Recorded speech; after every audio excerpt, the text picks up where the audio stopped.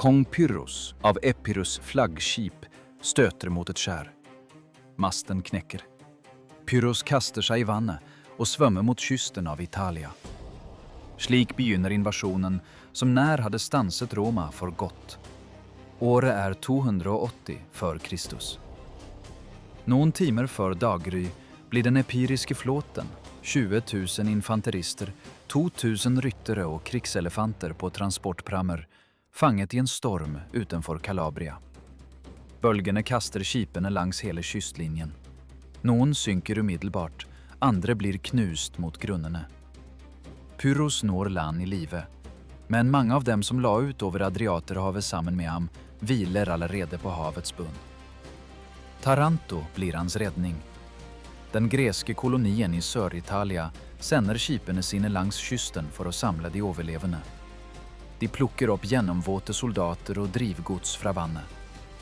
I det øyeblikket Pyrrhos setter foten på fast grunn, strømmer innbyggerne i Taranto ut for å møte ham med blomster og fakler. Plutark skriver, at folkemængden brølte av glede. De så ham som en frelser, mannen som skulle stanse Romas fremmars. Tarantinernes frygt var konkret og velbegrundet. På dette tidspunktet hadde den romerske republikken allerede underlagt seg store deler av Central-Italia. Samnittene var knyst etter 3 utmattende kriger, og etruskernes magt var brutt. De latinske forbundsfældene var integrert i den romerske krigsmaskinen som underordnede partnere. Legionene beveget seg sørover, og Taranto, rig, handelsorientert og vant til å løse problemer med penger, stod for tur. Tarantinerne selv hverken kunne eller ville føre krig. Hæren deres eksisterte kun på papir. De hadde en flåte, men den var til liten nytte mot en landstyrke. Derfor vendte de seg til Pyrrhos, kongen av Epirus, nevø av Alexander den store på morsiden, elev av hans generaler og en mann med rykte som den fremste hærføreren i den hellenistiske verden. Han ble kalt den andre Achilles, en titel han mer enn gjerne trodde på selv. Pyrrhos rykker inn i Taranto og gjør umiddelbart det ingen forventet. Han stenger teatrene, forbyr offentlige festmåltider og kunngjør full mobilisering. De makelige tarantinerne, som var vant til å betrakte leiesoldater som et profesjonelt verktøy styrt på avstand, befant seg plutselig selv i rekkene. Det ble innført hard trening og streng disiplin. Det var forbudt å forlate byen uten tillatelse. Misnøyen vokste raskt. Enkelte innbyggere forlot Taranto for godt og foretrakk flukt fremfor å tjene under den myndige kongen. Pyrrhos merket motstanden, men lot seg ikke stanse. Han var ikke ute etter popularitet. Han trengte en slagkraftig hær i det øyeblikket de romerske kolonnene kom til syne. Samtidig sendte han utsendinger til stammene i Sør-Italia. Lukanere, bruttere og samnitter, alle som ennå ikke var fullstendig underkuet av Roma, og som bar på minner om nederlag og tunge krigserstatninger. Pyrrhos tilbød dem en allianse. De trengte ikke å si ja av sympati. Det holdt at de forstod at denne mannen nettopp hadde krysset Adriaterhavet med krigselefanter og en fullverdig makedonsk falangs. Dette var ingen vanlig gresk leiesoldatkaptein. Dette var en maktfaktor av en helt annen dimensjon. Elefantene var et kapittel for seg. 20 krigselefanter som hadde overlevd stormen ble ført i land i Tarantos havn. Ingen italiensk soldat hadde noensinne sett noe lignende. Dyr på 3 meters høyde, med støttenner beslått med bronse og 3 tårn fylt med bueskyttere på ryggen. Havnearbeidere trakk seg forskremt unna, og hestene i stallene begynte å sparke vilt mot skilleveggene da de kjente lukten av de fremmede kjempene. Pyrrhos betraktet det hele fra kaien. Flåten var herjet, halvparten av utstyret tapt i dypet, og deler av hæren var ennå ikke samlet. De tarantinske allierte klaget allerede over de militære forordningene, mens den romerske republikken i nord begynte å dirigere legionene i hans retning. Et sted der ute, på det italienske vejnettet, ledet konsul Publius Valerius Levinus sine tropper sørover. Han hadde ingen planer om å vente til Pyrrhos var ferdig med forberedelsene. Konsul Levinus marcherte raskt. For raskt for diplomati. Pyrrhos indså dette før spejderne hans i det hele taget havde meldt om de første romerske fortroppene. Legionerne bevægede sig uden forvarsel, uden forhandlinger og uden stands. Dette i sig selv var et budskab. Roma diskuterede ikke vilkår med dem, de anså som en trussel på egen jord. De eliminerede trusselen. Der gjorde Pyrrhos et trick, som kunne virke som en hest af velvilje, men som i virkeligheden var et forsøg på at vinde tid og diktere præmisserne for modstanderen. Han sendte et sendebud til Levinus med et enkelt forslag. Pyrrhos kunne optræde som mejgler mellem Roma og de græske byerne i sør. Han var villig til at løse konflikten fredeligt, forudsat forhandlinger på lige fod. Levinus svarede ikke sendebudet med ord. Han svarede med Mars. Ifølge Plutark tog konsulen imod den epiriske utsendingen i lejren uden at stanse kolonnens fremrykning. Han lyttede i taushet for han erklærte. Roma ville vurdere fred med Pyrrhos først, efter at de havde besejret ham. Ikke før. Dermed blev sendebudet sendt tilbage. Dette var ikke diplomati. Det var et udtryk for en urokkelig mentalitet. Den romerske republikken havde udviklet en instinktiv motvilje mot ekstern voldgift. Det handlede ikke om stolthet, men om pragmatisme. Å acceptere en megler ville være å anerkjenne at motstanden hadde en stemme i et spørsmål Roma allerede anså som avgjort. Levinus ville ikke tillate dette. Hans oppdrag var ikke å forhandle, men å tvinge Pyrrhos til kamp før han rakk å samle alle sine allierte. Pyrrhos mottok imidlertid snart noe langt mer interessant enn et diplomatisk svar fra fiendens leir. En av hans agenter ble tatt til fange av romerske patruljer under rekognosering. Romerne tog ham livende, og her tog Levinus en beslutning, som ved første øjekast virkede besynderlig. Han henrettede ikke spionen. I stedet lod han ham føre gennem lejrens midte. Under eskortens vågne øjne fik Pyrrhos' agent gå gennem hele den romerske lejren. Levinus viste ham alt med vilje. Teltrækkene anlagte der en fast mal, vagttårnene med jævne mellemrum, legionærernes disciplinerte formationstræning på øvingsfeltet og de velfyldte forsyningstogene. Det var orden uden hastværk, rutine uden spænding.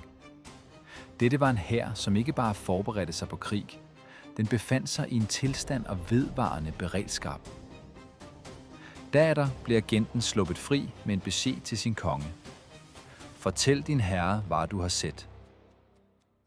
Pyrrhos lyttede til rapporten. Ifølge antikke kilder udtalte han en sætning, som siden skulle blive stående i det hellenistiske diplomatiet. Disse barbarernes orden er slet ikke barbarisk. Dette var ikke en kompliment fra en storsindet sejrherre, men en nøgtern vurdering fra en professionel, som indså, at han stod over for et system, som fungerede.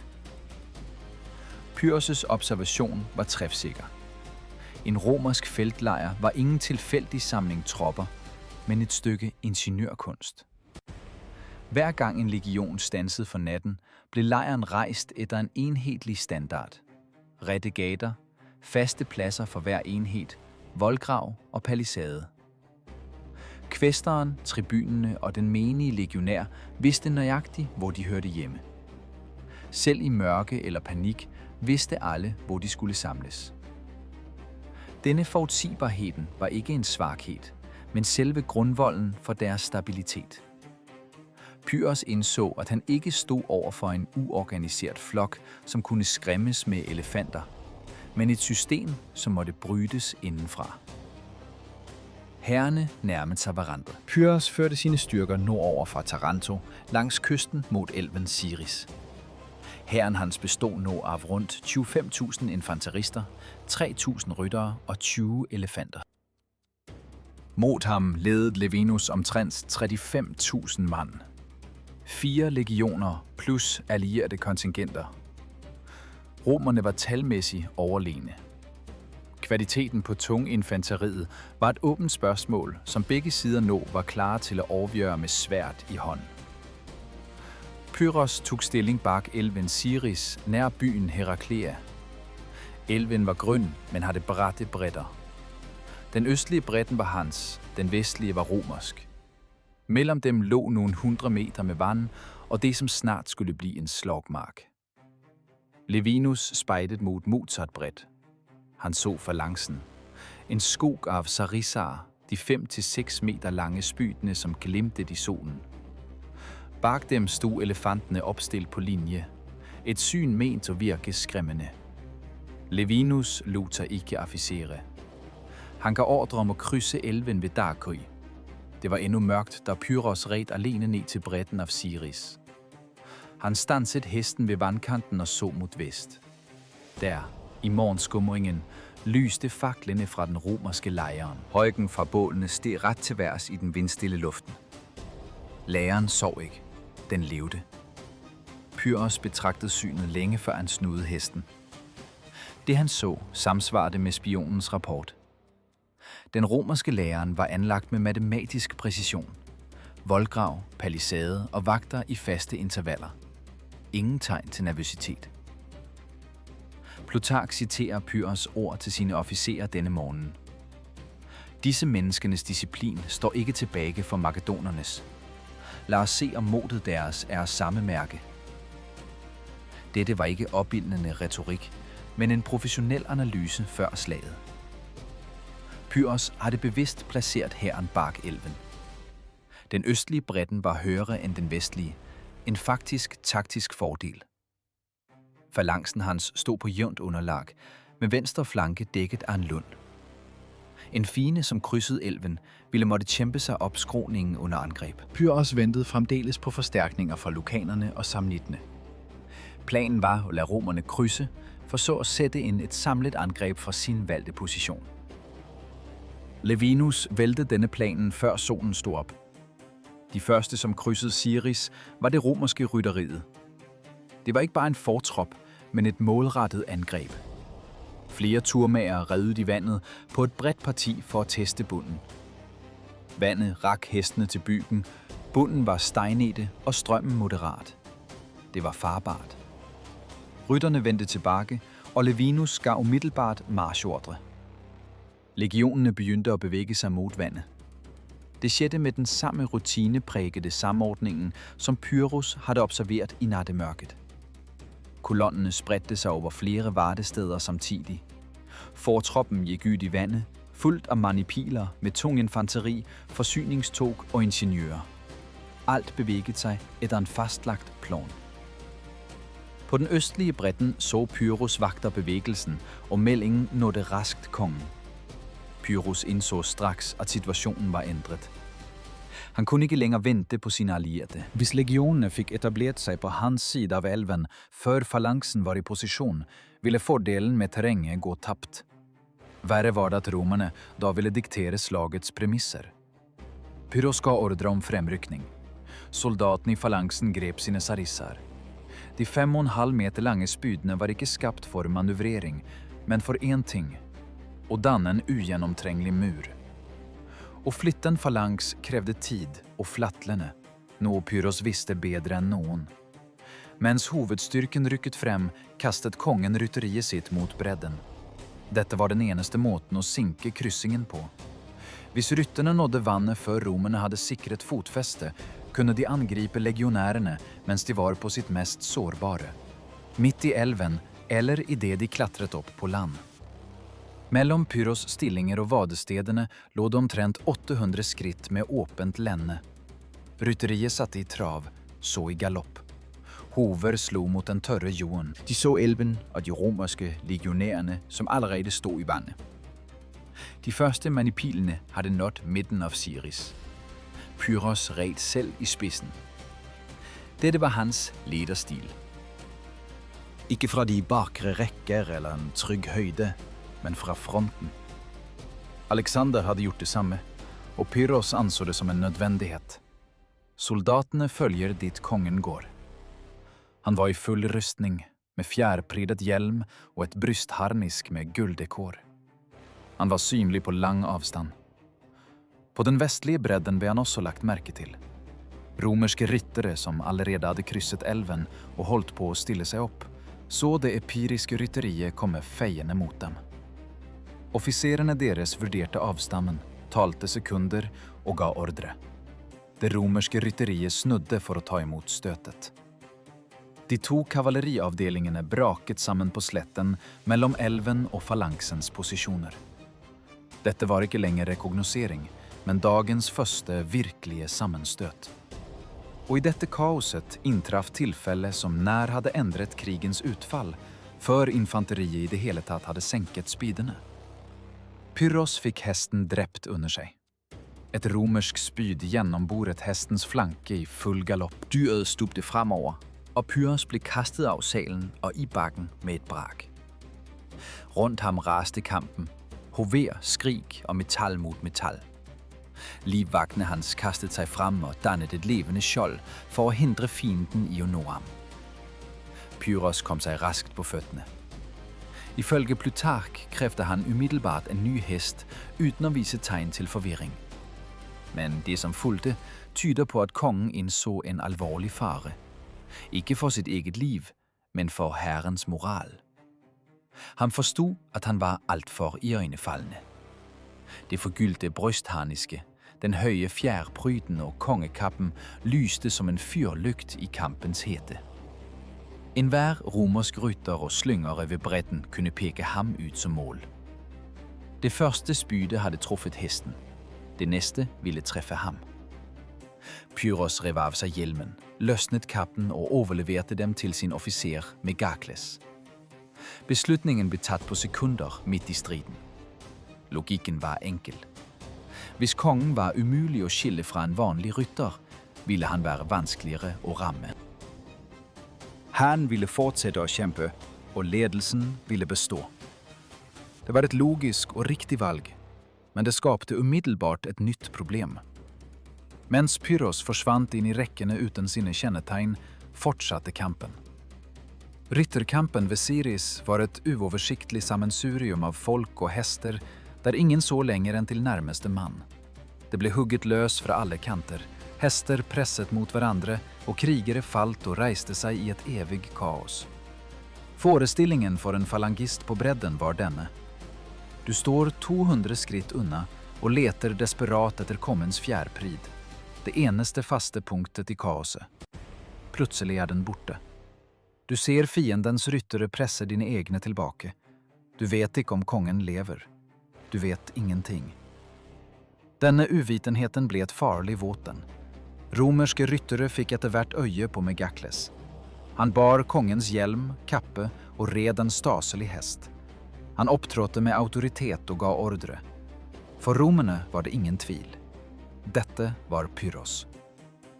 Megakles ble drept. Plutark beskriver hans død uten unødvendige detaljer.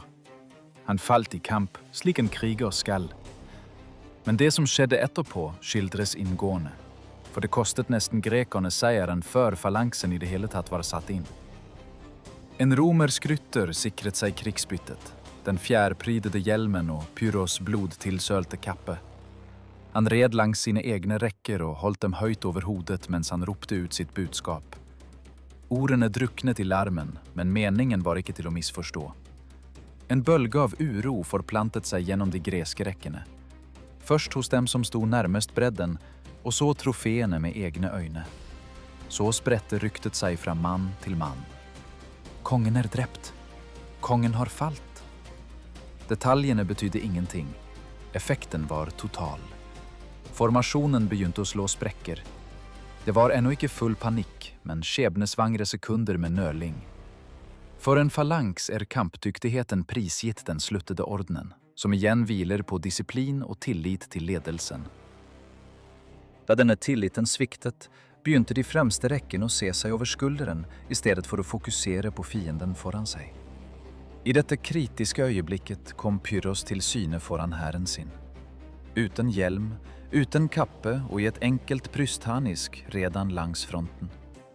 Han løftet armen og ropte soldatene sine ved navn. Han viste ansiktet sitt og red helt frem til de fremste rekkene, slik at alle kunne se. Han var i live. Han var uskadd.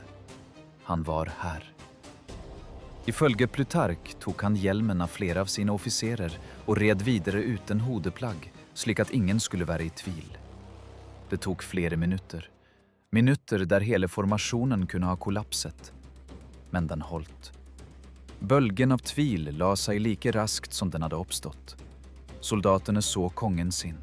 De så at han ikke hadde flyktet, men at han red rolig og bestemt langs rekkene. Formasjonen rettet seg opp, og sarissane pekte igjen mot himmelen. Samtidig, ved bredden av Siris, hadde det romerske infanteriet fullført kryssingen. Laevinus samlede sine manipiler på den østlige bredden og stilte dem op i slagorden. Det tog tid, men han hadde fået det pusterummet, han trængte, mens rytterkampen raste. Legionærerne kom ud af vandet, fandt sine pladser og sluttede skjoldborgene. Nå stod begge hærene på samme side af elven. Afstanden mellem dem skumpede inden for hvert minut. Falangistene sænkede sarisserne til horisontal stilling. 5,5 meter med hærdet træværk og bronze rettet mod fienden. En skog av spyd vokste frem langs hele fronten. Lyden af bevægelsen var tung, massiv og uundgåelig. Pyrrhus betragter den romerske formationen fra salen. Han bærer nu en ny hjelm. En af livvagtene går om sin egen. Ingen fjerpryd. Kongen ser ud som en hvilken som helst kommandør. Det er nok. Han giver ordre om fremrykning. Megakles ligger på bakken i den kongelige rustningen. En romersk rytter galopperer allerede av gårde med trofé, og den greske formasjonen som nettopp hadde gjenvunnet fatningen etter et øyeblikks snørling, ser igjen mot sin konge. Pyrrhus ser det. Han ser, hvordan spændingen slipper taket i skuldrene til de fremste falangistene. Hvordan sarissene slutter at skælve. Hvordan mændene, som et øjeblik tidligere var klare til at tro det værste, vender tilbage til nuet. Men han ser også noget andet. Det romerske infanteriet har fuldført krydsingen og stiller op i slagorden på Østbredden. Laevinus arbejder raskt. Maniplerne sluttes med professionel præcision, uden hastværk, uden hul i formationen. Tribuner placerer enhederne med nøjagtige intervaller. Signalhornene giver korte og tydelige ordre. Dette er den samme maskinen, som Pyrrhus studerede i nattemørke fra den modsatte bredden. Nu står den foran ham, 400 skridt under. Pyrrhus giver ordre om, at falangsen skal rykke frem til udgangsposition. Denne bevægelsen kræver tid og jævnt terræn. Nøjagtigt det, han har til rådighed nu. Marken mellem elvebredden og en række lave åser er bred og flat nok. Ideelt terræn for den makedonske formation. Falangisterne går langsomt. Det finnes ingen annen måte. En sarissa på 5,5 meter er ikke et våpen man løper med. Taktfaste skritt, skjold mot skjold, spyd mot spyd. 16 rekker i dybden. Fronten strekker seg over flere stadier. Når denne massen settes i bevegelse, ligner den ikke en hær. Den ligner et landskap. Noe som bare kommer sigende. Forestill deg, du er en legionær i første rekke. Du har nettopp steget opp fra det kalde vannet. Støvlene er våte, beina tunge. Du ser fremover og møter en vegg av spyd. Horisontale, senket, rettet mot deg. De første 5 rekkene i falangsen holder sarissene frem over skuldrene til hverandre. Du teller spiss etter spiss til du mister tellingen. Avstanden mellom dere minker. Centurionens kommandoer lyder ved øret ditt, rolige, jevne, uten å heve stemmen. Du tar et skritt frem. Dette er Romas disiplin. Ikke fravær av frykt, men fravær av stans. Laevinus stiller opp maniplene i 3 linjer. Hastati foran, Principes bak, Triari i reserve. Allier kavaleri på flankene. Konsulens beregning er klar. Hastati tager imod falangsens første støt, trækker sig derefter tilbage gennem mellemrummene, og deres plads overtager sig Principes. Et rotationssystem, som teoretisk set tillader at opretholde kontakt med fienden, uden at bryde formationen. Teoretisk. For mod den makedonske falangsen har denne manøvren aldrig før blivet testet. Pyrrhus løser i mellemtiden flankespørgsmålet. Hans kavaleri, medtaget etter sammenstøtet ved elven, rykker ud til højre og venstre fløj av slagordenen. Elefantene, 20 dyr, bliver stående bak hovedformationen. Dette er reserven. Et trumfkort Pyrrhus endnu ikke viser frem. Afstanden mellem hærene minker til 200 skridt. De letbevæbnede træreaktion. Romerske velider løber frem og kaster spyd mod falangsens fremste rækker. Falangistene dækker sig bak skjoldene. Spydene træffer bronze og træ. Nogen finder ubeskyttede punkter, andre preller af. Græske slynger og bueskyttere svarer. Denne udveksling varer ikke længe. De letbevæbnede fra begge sider trækker sig tilbage og frigør pladsen for infanteriet. 100 skridt. Pyrrhus ser, hvordan Hastati-maniplene øger tempoet. Romersk taktik kræver, at de sidste 20-30 skridtene tilbage lægges i løb, for at bevare slagkraften og hindre fienden i at omgruppere i sidste øjeblik. Hastati kaster pilumene i fart. Tunge kastespyd, som bøjer sig, når de træffer et skjold, nu som gør det ubrugeligt. Deretter følger det korte sværte, gladius og nærkamp. Falanksen øger ikke tempoet. Den fortsætter at marchere i sin egen takt. Det er ikke træhed, det er beregning. Information, som øger farten, mister samhold. De fremste rækkene rykker fra, de andre bliver hængende etter, og det opstår hul i spydvæggen. Pyrrhus falangister holder takten. Langsomt, uundgåeligt, uden at bryde kontakten skulder mod skulder.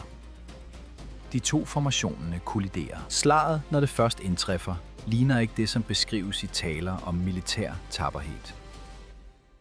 Det er ingen klang over sværd eller krigsråb. Det er dump krakelering over træ mod træ, metal mod metal, krop mod krop. De fremste rækkene fra begge sider tar imod støtet på skjoldene og stopper. De stopper bokstavligt talt, fordi de bakre rækkene presser på forfra, mens fienden presser imod. Gladius er kort. Det er dens fordel i nærkamp. Legionærerne prøver at dukke under sarissene, tætte afstanden og komme ind i rummet, da det lange spyde bliver ubrugeligt. Falangistene presser på med spydene og hindrer maniplene i at komme nær. De som bryter gjennom under spissene, møter sekundære våpen. Falangistenes korte sværd og spydene fra de bakre rækkene, som stikker frem over skuldrene til de fremste.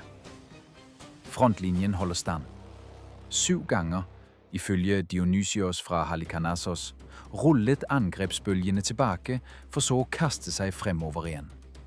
7 ganger skiftede det samme jordstykket ejer over en skjoldlængdes afstand, før alt vendte tilbage til udgangspunktet. Ingen af sidene viker. Pyrrhus observerer kampen fra en liten højde. Han ser det, hans fremste falangister ikke ser. Maniplene bryder ikke sammen. De bøjer sig, trækker sig tilbage, mister mænd og slutter rækken igen. Rotationssystemet fungerer. Hastati trækker sig tilbage, princippes overtager pladsen. Friske soldater lægger pres på den udmattede falangsen. Falangsen er ikke elastisk. Den holder formationen takket være dybde og tæthed. Men også dens mænd bliver slitne. En sarissa vejer rundt 6 kilo. At holde den horisontalt med udstrakte armer i en time er ikke en øvelse. Det er ren muskelnedbrytning. Pyrrhus ser på frontlinjen, ser på sine mænd, tæller tiden. De konventionelle midlene er i færd med at tømmes. Falangsen holder. Legionen holder. Nogen må knække først, og endnu er det uklart hvem. Pyrrhus snur sig bakover, dit hvor 20 dyr, som romerne endnu ikke har set i aktion, står i støvet bak hovedformationen. 20 elefanter står bak falangsens linje og venter. Pyrrhus rører dem endnu ikke. Han ser over slagmarken og kalkulerer. Frontlinjen er ikke et statisk bille. Den puster. Parti for parti bøjer den sig og retter sig op. I centrum presser falangsen hardest. Der er spyttætheden maksimal, og maniplene finder ingen angrebsvinkel. På venstre flanke har det græske kavaleriet bundet op de romerske allierede rytterne og frataget Levinus muligheden til at angribe falangsens flanke. På højre flanke råder paritet. Pyrrhus ser én ting tydeligt. Falangsen vinder terræn, men ikke afgørelsen. Dette er en principiel forskel. At vinde terræn betyder at skyve fienden tilbage et skridt eller 2. og fremtvinge en avgjørelse betyr at bryde formationen hans, slik at den ikke kan genoprettes. 7 angreb fra maniplerne blev knyst mot spydvæggen, men Falangsen klarede heller ikke at bryde den romerske linjen fuldstændig.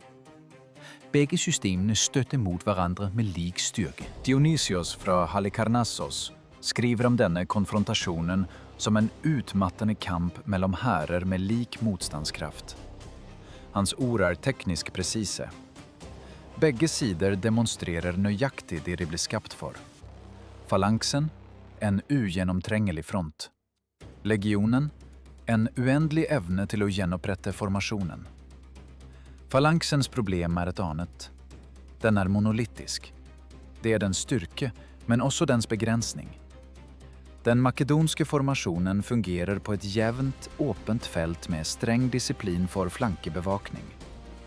Hvis fienden klarer å omgå falangsen fra siden, blir spydene, som er rettet strengt fremover, ubrukelige. En falangist med sarissa kan ikke snu seg raskt nok. Han må omorganisere hele rekken. Og det er det ikke tid til når et romersk pilum allerede flyr mot flanken.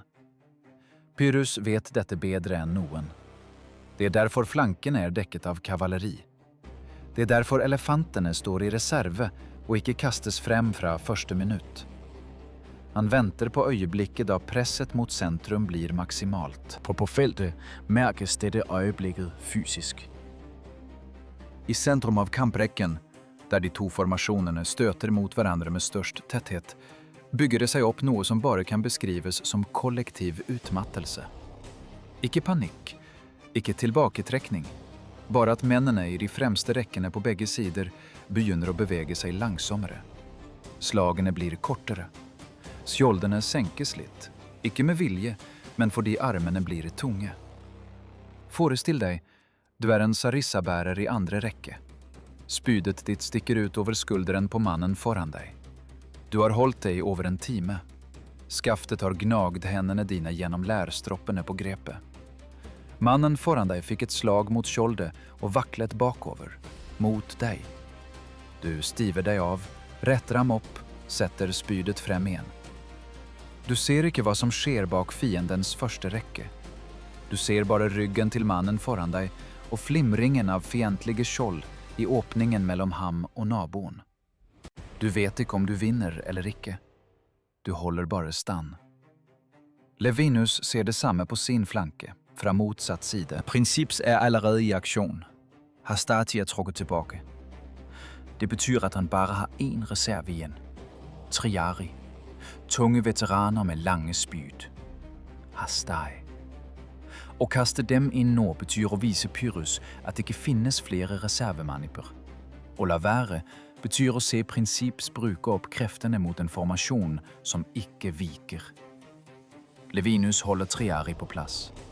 Pyrrhus tar en avgjørelse i dette øyeblikket. Ikke impulsiv, men veloverveid. Han har sett nok. Sentrum er bundet opp. Flankene er stabile. Øyeblikket da et ekstra støt kan gi utslag er akkurat nå. Mens begge sider ennå holder stand, men befinner seg på bristepunktet. Han snur seg mot kommandøren for elefantavdelingen og gir en kort ordre. 20 dyr begynner å bevege seg. De ledes av kusker, en på hver, sittende bak ørene, som styrer med press fra knærne og en krok. På ryggen av hver elefant står et tretårn med 2 til 3 bueskyttere. Dyrene går i skritt, ikke i sprang. De trenger ikke fart. De trenger bare å gå i riktig retning. Pyrrhus retter dem ikke mod centrum. Der falangsen og maniplene er tæt sammenflettet. Han retter dem mod flanken. Dit hvor det romerske allierede kavaleriet holder position, og endnu ikke har forstått hva som er i færd med å skje. Elefantene runder kanten af falangsen og kommer ud i åbent terræn. Bueskytterne i tårnene træder i aktion. Pilene går i bye mot samlingen af romerske ryttere. Afstanden mellem elefantene og kavaleriet minker. Hestene mærker dem, før de ser dem. Lugten. Lyden. Lav, vibrerende, ulik alt annet i kampens larm. Hesteørene lægges bakover. Flere dyr begynner å steile og lystrer ikke tøylene. Dette er ikke rytternes fejhed. Det er hestenes instinkt. som ingen træning kan overvinde.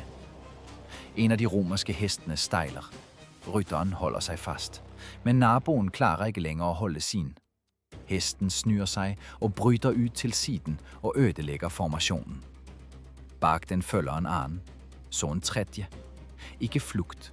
Endnu ikke flugt. Bare en sammenhængende kamprække av kavaleri, som på få sekunder forvandles til en samling dyr, der hvert enkelt individ bestemmer for sig selv. Den første elefanten brøyter sig ind i denne samlingen. Kommandørene for det allierede kavaleriet roper ordrer. Nogle ryttere prøver at holde hestene og snu dem tilbage mot fienden. Dette tar tid de ikke har. Det greske kavaleriet på venstre flanke ser forvirringen og angriper. Romas allierede ryttere angrepet samtidig forfra av gresk kavaleri og fra siden av elefanter mister all koordination. Flanken begynner å rakne. Pyrrhus observerer dette fra sin posisjon i sentrum. Elefantene har gjort det de ble fraktet hit for, over hele Middelhavet. De har ikke drept hundrevis av mennesker. De har brutt strukturen. Og en brutt struktur på slagmarken er mer verdt enn et hvert tap av mannskap. Levinus ser hva som skjer på flanken. Han ser at elefantene bryter gjennom den kavaleristiske barrieren. Han ser at gresk infanteri allerede følger etter elefantene inn i åpningen som har oppstått. Flanken er blottlagt. Triari snur seg mot trussel. Men slagmarken endrer seg raskere enn infanteriet klarer å omgruppere. Triari snur seg langsomt. Ikke fordi de er dårlige soldater, men fordi de er tunge. Dette er veteraner. Legionens eldste generasjon. Bevæpnet med lange spyd, hastae i stedet for pilum. Rustningen deres er tyngre, skjoldet større. I formasjon er de det endelige argumentet. Det romerske ordtaket «det har kommet til triariene» betyr en ting. Det kan ikke bli verre. Verre er det bare når selv ikke triariene kunne hjelpe. Levinus kaster dem mot trusselen fra flanken. En riktig avgjørelse. Den eneste mulige. Men mens de snur seg og inntar ny posisjon, skjer det noe i sentrum av kamprekken som ingen spesifikt hadde planlagt. Principes blir stående uten støtte. De holder allerede stand på bristepunktet. De har avløst Hastati på kontaktlinjen med falanksen i over en time. Rotasjonen fungerte, så lenge Triari stod bak som en garanti. Nå er triariene borte. Principus ser det. Ikke alle, men de i de bakre rækkene, som har oversigt, ser, at reserven har forladt positionen. Dette er ikke panik. Det er information. Og den ændrer umiddelbart deres optræden. I centrum af kamprækken svækkes presset mod falanksen i nogle sekunder. Maniblene flygter ikke. De bare sakker farten et halvt skridt, uden at lægge samme kraft i støtte. Falangisterne mærker det fysisk. Modstanden foran har aftaget nu. De bakre rækkene af falanksen fortsætter at presse med samme intensitet. Dette presse forplanter sig fremover. Falanksen begynder at vinde terræn. Langsomt. Skridt for skridt. Ikke et gennembrud, men en forskyvning. Men på en slagmark, der ingenting har ændret sig på 2 timer, opfattes selv en forskyvning som et vendepunkt. På Levinus højre flanke er billedet værre. Elefantene gik gjennom det allierede kavaleri ikke som en bølge, men som en kile. De forfølger ikke de flygtende hestene. De fortsætter bare i den retning, kuskene leder dem. Dette er en vigtig detalj. En krigselefant er ingen berserk. Den er et styrbart våpen, så lenge kusken lever og beholder kontrollen. Pyrrhus kusker er veltrente. Dyrene går dit de skal, og de skal mot infanteriets flanke. Triari, som har snudd seg mot trusselen, holder frem spydene. Dette er det riktige svaret mot kavaleri. Mot en elefant er det utilstrekkelig. Et spyd kan stikkes inn i en elefant, og elefanten vil merke det. Men en elefant veier 20 ganger mer enn et menneske, og et spyd vil ikke stoppe den. Det kreves enten flere samtidige stikk mot sårbare punkter, eller en organisert salve av kastevåpen mot hodet og snabelen. Triari rekker ikke å organisere hverken det ene eller det andre. Den første elefanten braser inn i formasjonen deres og presser seg bare fremover. Den tramper ikke med vilje. Den bare fortsetter bevegelsen. Mennene foran den viker unna eller faller. Formasjonen som har holdt stand gjennom 2 timer med disiplin mister integriteten på ett punkt. Forestill deg. Du er en triarius. Du er en veteran. Du har sett mye. Men du har aldri sett dette. Dyret foran deg er høyere enn noen hest du har møtt. Huden er grå og knudrete. Den stopper ikke. Du stikker med spydet. Den fortsetter å gå. Mannen ved siden av deg kaster seg til siden. Bak ham følger en annen. Formasjonen revner som en søm i et tøystykke. Du tar også et skritt bakover. Så et til. Dette er ikke feighet. Det er fysikk. En menneskekropp kan ikke stå imot et objekt på mange tonn i bevegelse, som ikke reagerer på smerte slik en menneskelig fiende gjør. Hjernen rekker ikke å omstille seg. Instinktet tar kontrollen, før disiplinen rekker å gripe inn. Levinus ser bruddet i triarienes linje. Han ser at elefantene allerede er forbi flankebarrieren og på vei inn i de bakre områdene.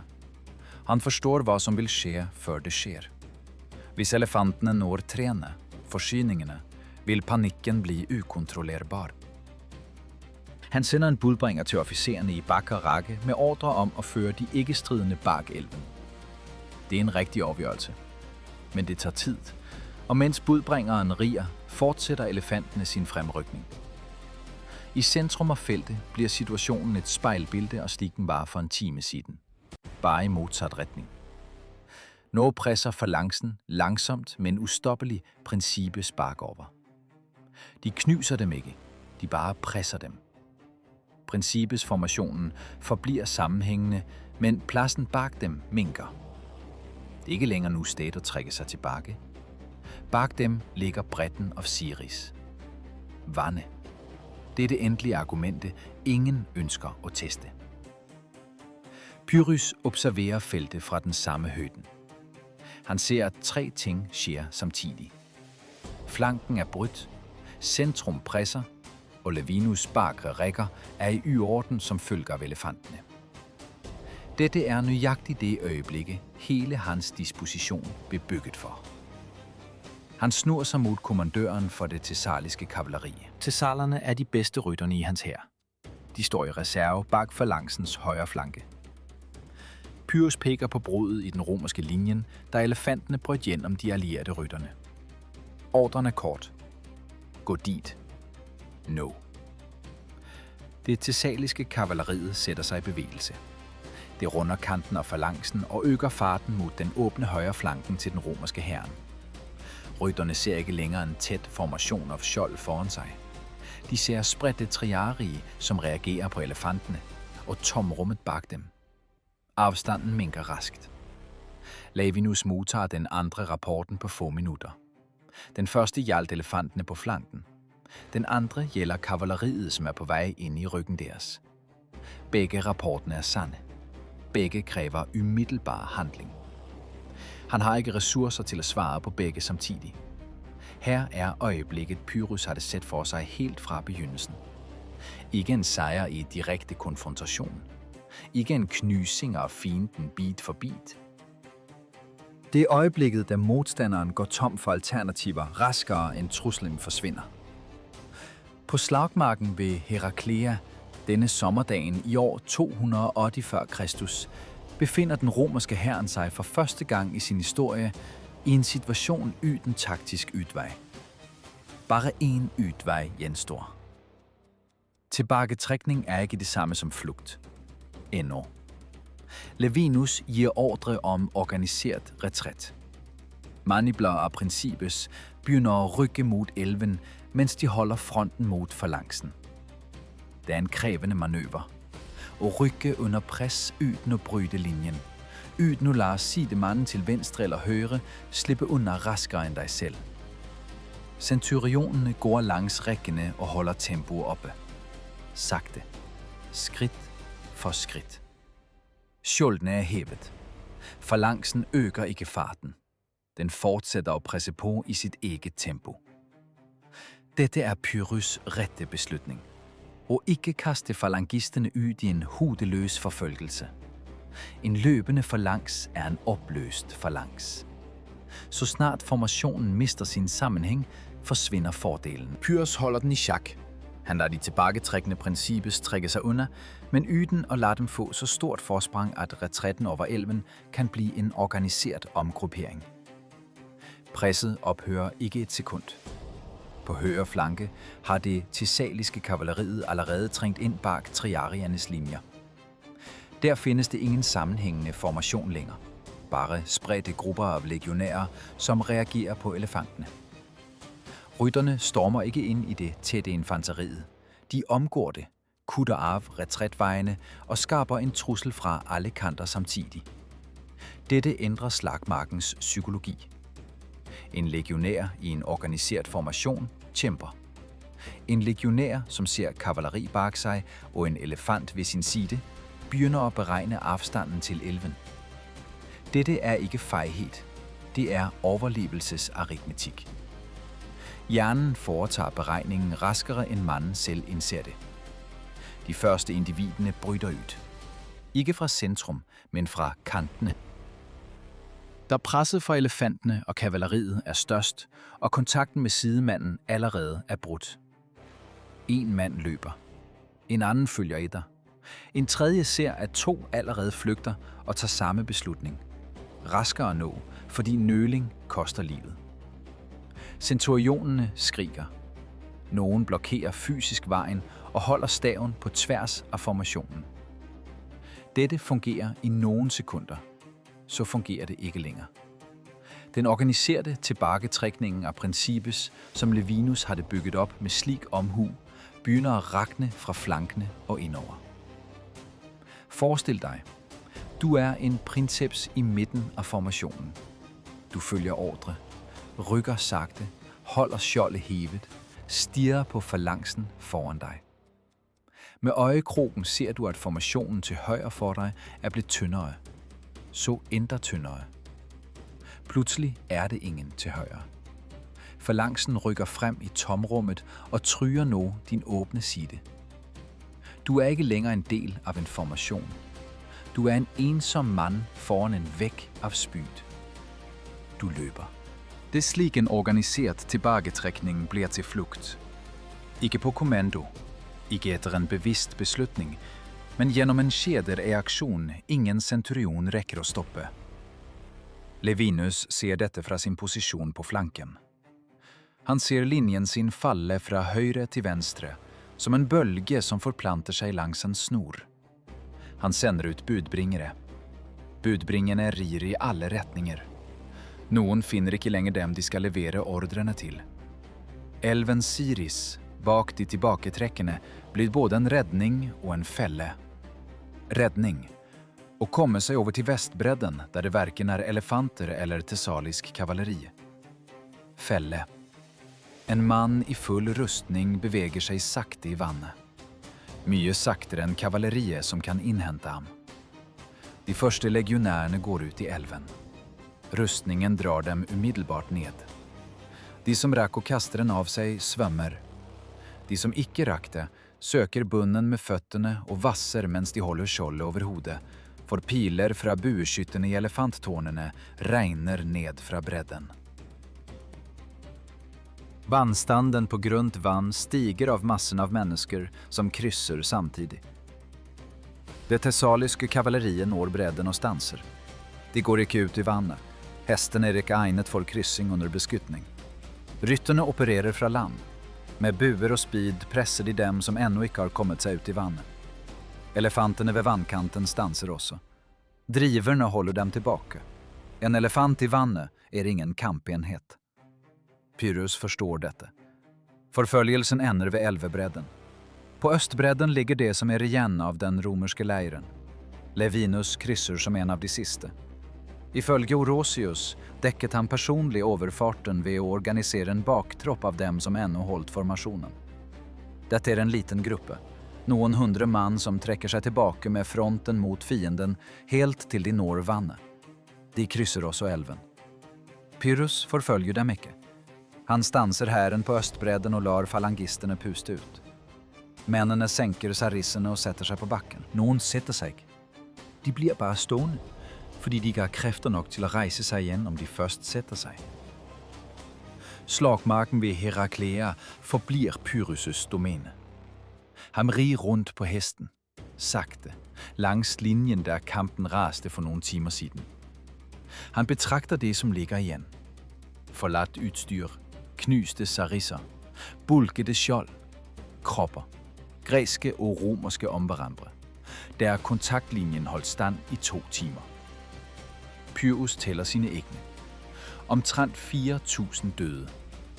Blandt dem er det et uforholdsmæssigt højt antal officerer og veteraner. Dette er folk, som ikke kan erstattes med nye rekrytter. Dette er erfaring samlet gennem 10 år. Græske kilder opgiver Romas tab til mellem 7 og 13.000 døde og fangede. De nøjagtige tallene varierer, men alle kilder er enige om én ting. Romas nederlag ved Heraklea er totalt. Pyrrhus står på slagmarken som sejrherre. Og det er her, mens han skuer ud over feltet, at han udtaler ordene, som vil gå ind i historien. Selvom de i det øjeblikket lyder mere som dyster aritmetik end som en aforisme. Plutark gengiver dem slik. Hvis vi vinder endda en slik sejr over romerne, er vi fortabt. Feltet ved elven Siris venter på morgenkryet, og på den, som overlever, for at inspicere det. Natten efter Heraklea er stille. Utrolig stille. Bål brænder på begge bredder. På østbredden sitter sejrherrene. På vestbredden sitter de, som krydsede Siris.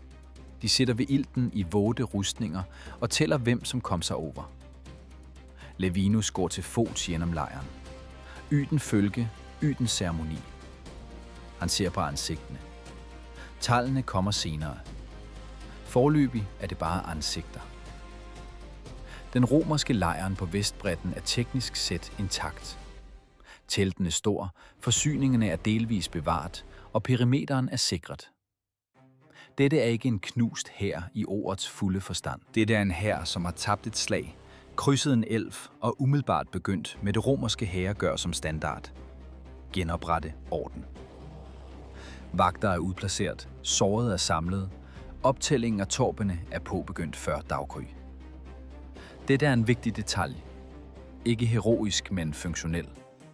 Det romerske militærsystem tillader ikke en pause for at sørge over et nederlag. Det tillader bare næste steg. Levinus skriver allerede til Roma. Rapporten er kort. Slaget er tabt. Hæren har beholdt sin kampdygtighed. Forstærkninger er nødvendige. På østbredden tager Pyrrhus ind over sig resultater af en anden art. Om morgenen riger han over slagmarken ved Heraklea. Det er ikke et triumftog. Det er en inspektion. Kongen riger sagte og standser hesten flere gange. Han ser ned. Mændene hans samler sine egne døde for begravelse, og de romerske får sig. Pyrrhus havde observeret dette efter hvert slag, men her bliver han stående længere end vanligt. Han lægger mærke til noget i måden, de faldne romerne ligger på. Plutark dokumenterer dette øjeblik nøjagtigt. Kongen red rundt på slagmarken og så, at alle de romerske kroppene lå vendt mod fjenden. Hver og en af dem var truffet forfra, i brystet, i ansigtet eller bak det hævede skjoldet. Ingen blev dræbt i ryggen under flugt tidlig i kampen. Flugten skete først, da formationen allerede var knust af elefanter og kavaleri. Ikke før. Pyrrhus er tavs en stund. Så udtaler han en frase, som Plutark gengiver i flere varianter, men med samme kerne. Med slike soldater kunne han have erobret hele verden. Eller, med slike soldater mod sig ville ikke hele verden have hjulpet. Dette er ikke en kompliment til de besejrede af edelmodighed. Det er en diagnose. Pyrrhus har netop besejret en hær, som kæmpede til sidste øjeblik.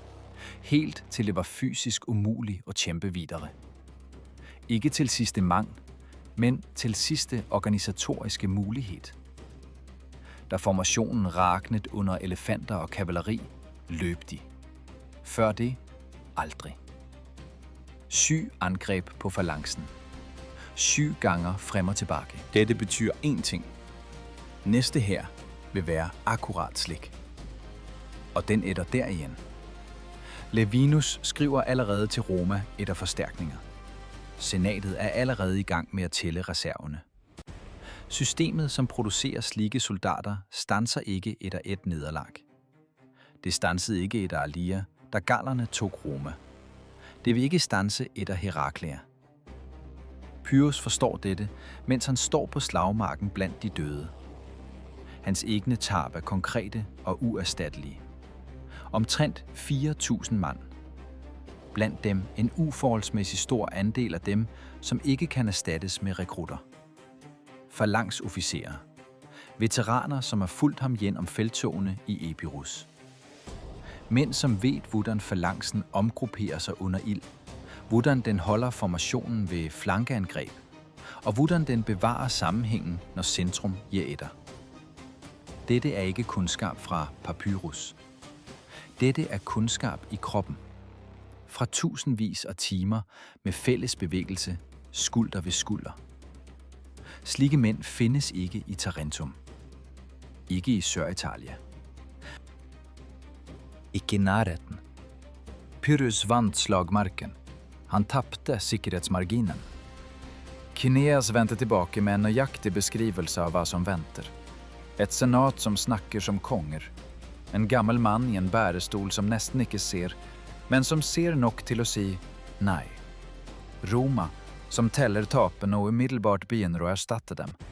Ikke fordi de er uten frykt, men fordi frykt ikke endrer det neste steget. Plutark gjengir Pyrrhus ord etter Kineas retur. Med disse barbarene er det vanskelig å krige. Ikke bare fordi de kjemper godt, selv om det også er sant, men fordi de ikke kan overbevises til å stoppe. Dette er den viktigste oppdagelsen fra Heraklea. Ikke taktisk, men strategisk. Den makedonske militærskolen, fra Alexander til Pyrrhus, var bygget på ideen om det avgjørende slaget. Et slag som endrer alt. Gaugamela knuste Perserriket. Issos brøt Dareios. En seier, og motstanderen aksepterer seierherrens betingelser. Denne logikken fungerede i Østen, der politiske systemer hvilte på monarkens person. Roma er bygget anderledes. Roma er ikke en konge, som kan besejres. Det er et system uden et enkelt svagt punkt. Dræb en konsul, de vælger en ny. Ødelæg en hær, de samler en ny. Tag en allieret by, de andre allierede klamrer sig tættere sammen, fordi systemet hviler på frygten for hvad som sker uden det. Appius Claudius sagde en sætning til senatet, og det var nok. Pyrrhus kunne have vundet 10 slag til og mødt 10 nye legioner. Han riger tilbage til lejren. Livvagtene følger efter. Ingen snakker. I lejren venter delegater fra Syrakus. De sicilianske grækerne beder om hjælp mod Karthago. En anden krig, en anden front, en anden fiende. Pyrrhus lytter opmærksomt. Dette er ikke en distraktion. Det er en ytveje for den matematikken, han netop har regnet ud på slagmarken ved Heraklea. Hvis hver sejr her koster uerstattelige mænd, mens fienden erstatter sine tab raskere, der må man lede efter en krig, som kan vindes raskt. Sicilia ser ud som en slik krig. Denne beslutningen vil Pyrrhus tage senere. Forløbig er han fortsat her i Italia, med en hær, som netop har besejret Roma og betalt for det med 4.000 af sine bedste mænd. Slagmarken ved Heraklea vil blive stående i kildene som den første store konfrontationen mellem legion og falanks.